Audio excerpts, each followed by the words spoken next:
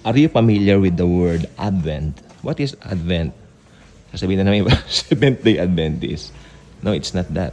Advent means coming, pagparito, paglanding, kang anong dating pastor namin, paglanding.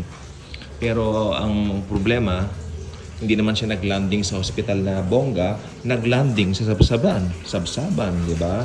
So, napaka-simple ni Jesus. So, alam niyo bang natatouch ang puso ko whenever I realize the God of gods, the creator of the universe, pinanganak lang sa mabaltot na sabsaban, yung tubig puno na dali lang po. Doon kasi, yung humble na di ba, si Jesus Christ, kasama lagi din pagiging humble. Take note hindi niya ginagawang yung para magpapaka-humble, para maging siya, para maging pakita sa tao. Hindi, dahil talagang persona niya ang humbleness, pagiging humble. He humbled himself to promote us. Okay. Yung unang coming, okay. Yung unang coming ng Diyos, anak, dito sa lupa. Dinedma. Puno ang mga ins. Alam niyo ba yung panahon na pinanganak ang Diyos dito sa lupa? Si Jesus, siyempre. Sino pa nga ba, no?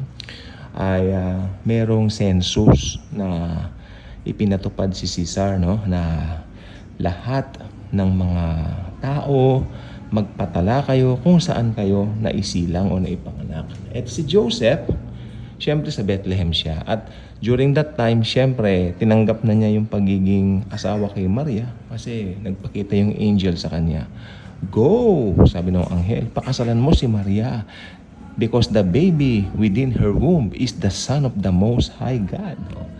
Nung una, parang naiilang si Joseph, pero nung nalaman niyang Diyos yung isisilang ni Maria, naging karangalan ngayon sa kanya yon. So, naabutan siya ng census at pumunta nga po sila din sa Bethlehem, kung saan po nagpatala si Joseph. Pero ang maganda po talaga dito, makinig po kayo mabuti, yun ang kalooban talaga ng Panginoon na mangyari. Talagang doon isisilang ang Diyos, anak, sa Belen, sa sabsaban na mabaho sa Bethlehem. Lahat ng mga ins puno na. Pero si Jesus, doon siya sumilang. Okay? Alam natin ang buhay ng Panginoon, hindi po bongacious, no? Hindi bongga, hindi bonggi.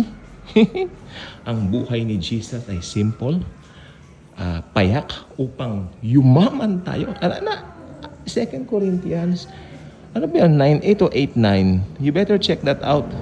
Niyo mabuti. You check that in your Bibles. Kung hindi ako nagkakamali, 8:9. 2 Corinthians 8:9. May party po kasi sa kapitbahay namin. It says, it's stated there, He became poor so that we became rich. Diba? So, become rich, rather. Tayo ay mayaman. So, ang kayamanan natin, hindi nakabase doon sa, dahil ako ay masipag, ako ay ganito, ako ay ganyan, may degree ako. No? Ngayon, may degree ako ay ganito. Di ba? Na, yes, mayayaman ako. Hindi, hindi po ganyan. Si Jesus po ang source ng ating kayamanan. Jesus alone himself is our blessing. Okay? So, itong panahon naman na to, ito ano naman po mangyayari sa kanyang kasi yung rapture po, makinig po mabuti. Yung rapture po kasi, ito ay inireveal lang kay San Pablo. Ibig sabihin, ito ay deal ni Jesus sa kanyang mga believers. Believers ka ba? Believer ka ba? Pag answer ay check, mararapture ka. Hindi ka mararapture dahil gumagawa ka ng mabuti. Hindi ka mararapture dahil nagsisimba ka, nagbabasa ka ng Biblia, o hindi ka mararapture sa mga yan. Mararapture ka dahil naniwala ka na si Jesus lamang ang iyong tagapagligtas. Wala nang iba. Dapat diin natin yan. Jesus alone saves. Kaya pag naniwala ka doon, mararapture ka. Yung rapture, secret event, exclusively for Christians, for believers. No?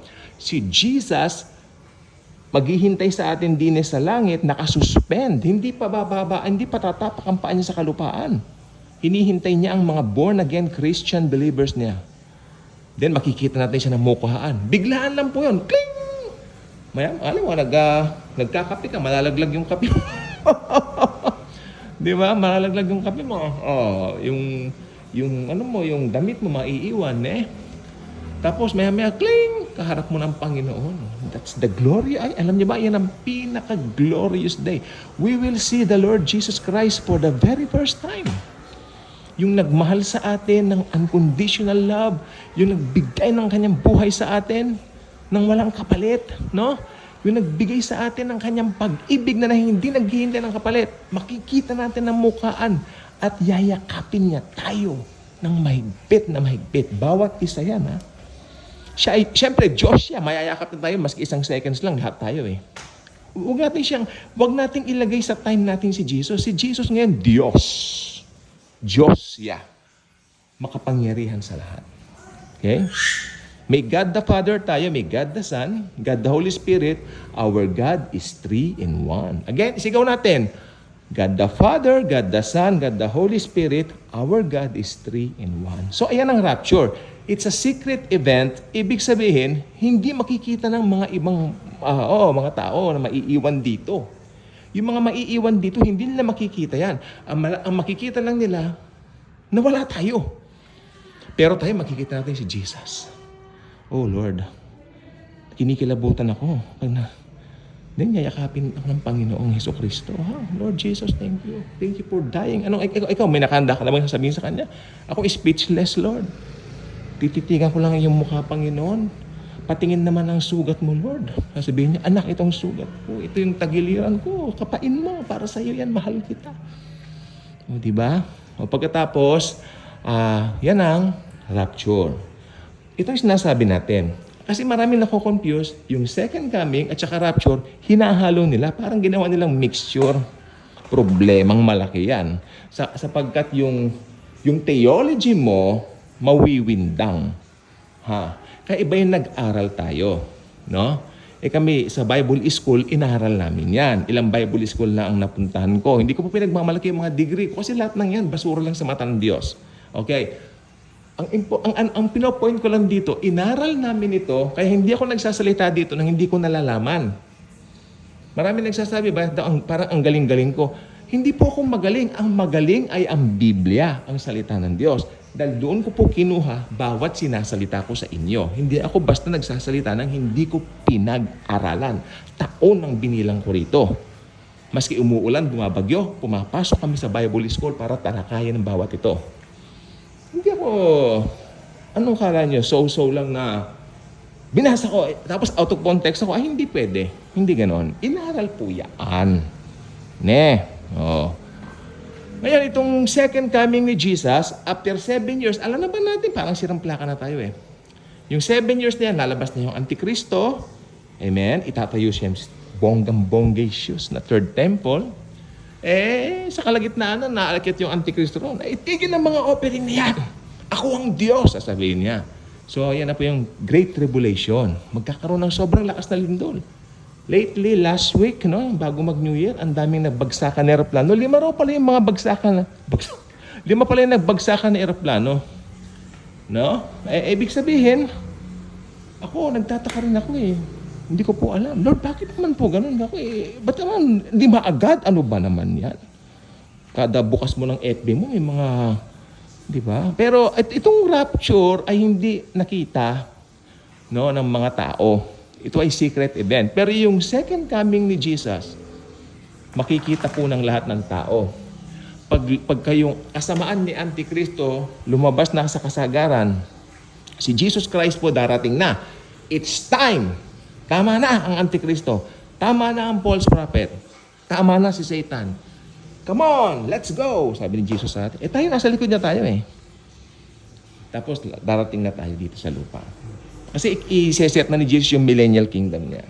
And then after that, yun na. Si Jesus Christ darating dito at pupugnawin niya yung Antichrist, sabi niya. Simple as, you know what? Like that. Tigok ang Antikristo. Tapos itatapon na sila sa Gihina. Yun na po, sila yung buena mano doon ng false prophet sa Gihina Hell.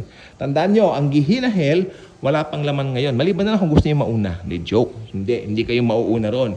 Nakaprophesy na po sa Biblia, ang mauuna roon ay ang Antikristo at ang bulaang propita. Propita? Yun ang aral dati, Bisaya. Propita! Ito, tawa kami ng tawa. propeta, no? So, iyan ang mangyayari. No, very, alam niyo sa second coming, makikita siya ng lahat ng mata. Yan yung sinasabi nila. Kaya yung mga nangangarang ngayon, medyo nako-confuse, medyo nalilito sila. Yung rapture daw at saka yung second coming, same event, sorry to say, hindi po totoo yan. Hindi po totoo yan. Ang tagal po naming inaral yan sa Bible School. Aralin nating mabuti. Hindi ko pa mapapaliwanag yung mga notes ko. Andyan, no? Yung ibang notebook ko dyan, ikinalkal ko eh. Oo. Tama naman, nung kinalkal ko, yun pa rin. Hindi rin bago ang nakalagay sa Biblia. Inaral po yan. Hindi po basta-basta. Yung sa Book of Daniel, kasama yan. Kasi pa nag-aaral ka ng Biblia, hindi ka lang sa isang verse. Titingnan mo yung mga hula na pinagsabihan nito sa Old Testament na kinatuparan nito sa New Testament. Ganyan po nag-aaral ng salita ng Diyos. Hindi yung parang, dito, tapos dito, ay hindi po ganoon. Kailan i-connect mo siya? Ang tawag doon context. Nasa konteksto ka dapat. Okay? Kaya nga sabi ni Pablo, kay Timothy, di ba? Rightly dividing the word of truth. Okay. So, yan lang po gusto ko sabihin. Baka, ayaw kong sabihin, alam nyo, ang dami nagsasabi, sana mag-rapture na. Nabutan na tayo ng 2025, nandito pa rin po tayo. Since 2022, ako ay nag-vlog ng ganito. Hindi pa rin nag-rapture. Pero sabi ko, Lord, kagabi, ba't naman, Lord, di pa nag-rapture? Totoo, sinabi ko po yan. Lord naman. Hindi ko sabing pagod ako, Lord, pero baka sabihin naman nila, ang kulit na namin. Pero sabi naman ni Lord, keep on preaching. Keep on telling them the truth. Magra-rapture. Sa aking, sabi ni Jesus sa akin sa spirit ko, sa aking kalooban. Sa aking dakilang kalooban para sa inyo. Oo nga, Lord. Saludo ko sa iyo, Lord Jesus. Thank you, Jesus. Okay? Sa atin pong lahat, a blessed 2025. Huwag natin kalilimutan, Jesus is truly in control. Not only now, but forever. God bless.